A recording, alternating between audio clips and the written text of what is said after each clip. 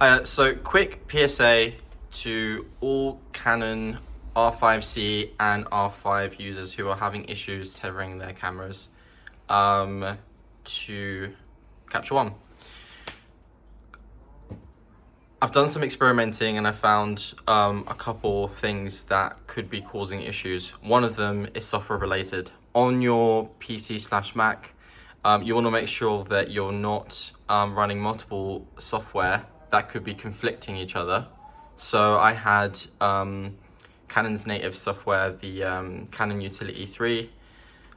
It likes to boot automatically when I would connect the camera to use Capture One.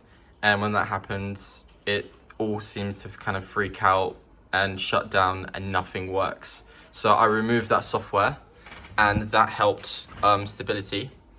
Before I did that, because now it's just seemed to kind of fix a lot of things, just removing Canon Utility. I had an issue where running both CF and SD was causing the like the boot loop one. I mean, not the boot loop, but the little computer screen on there.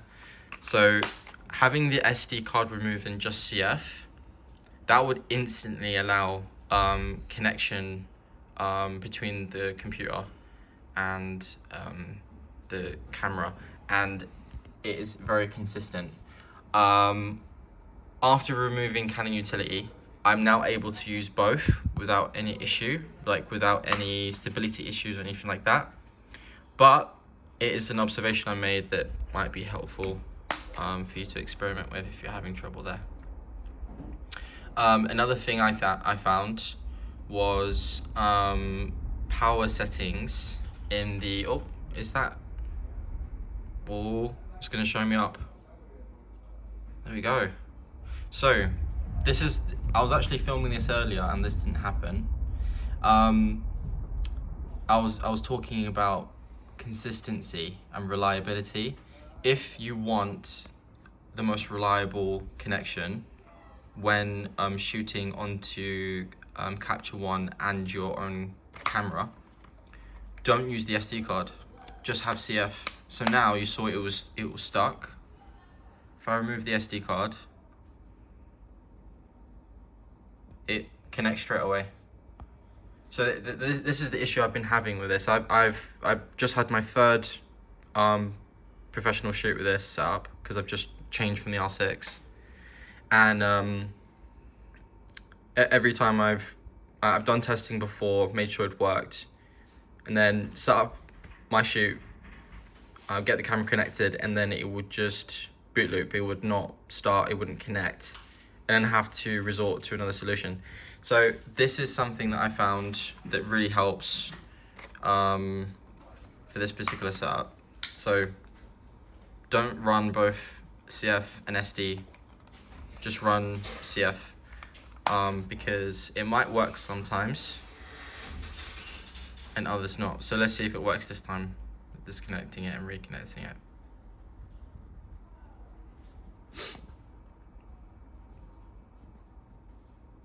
No. It's really interesting. Oh, there you go. It does work. That took a long time to connect, but it did. Although it might work this time though, it might not work the next. And also it could disconnect mid-session because I did manage to boot it earlier and then it randomly disconnected and I couldn't connect it again. Whereas if it's just on that CF,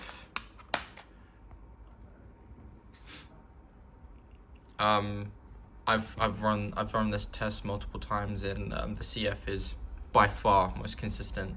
Other thing is, make sure you're using a proper cable.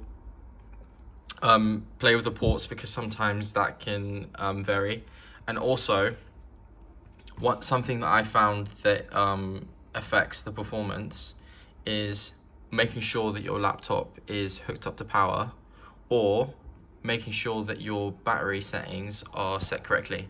So if you go into the settings and you go into here, you want to just make sure that you've got your on power adapter to high power, because that seems to keep everything really consistent, the output to the USB ports and whatnot.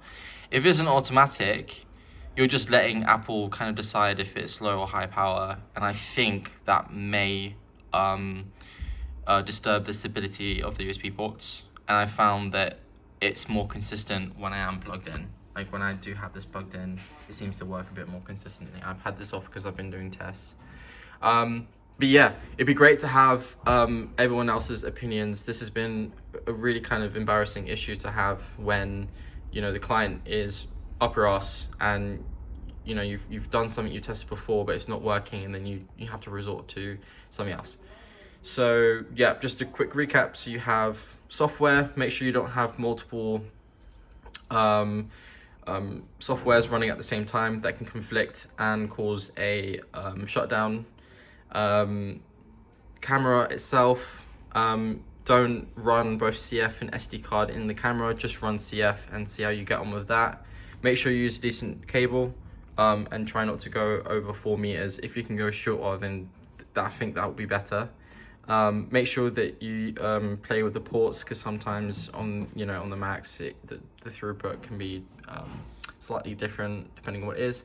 And then for power management, just make sure that you've got your on power adapter to high power and plug it in so that you can get the most consistent and reliable power to all USB ports. If there's any other suggestions or like anything that you guys have got any ideas, that would be really greatly appreciated, because I'm sure I haven't completely figured this out. I have to keep shooting and potentially embarrassing myself. So yeah, okay, cheers guys.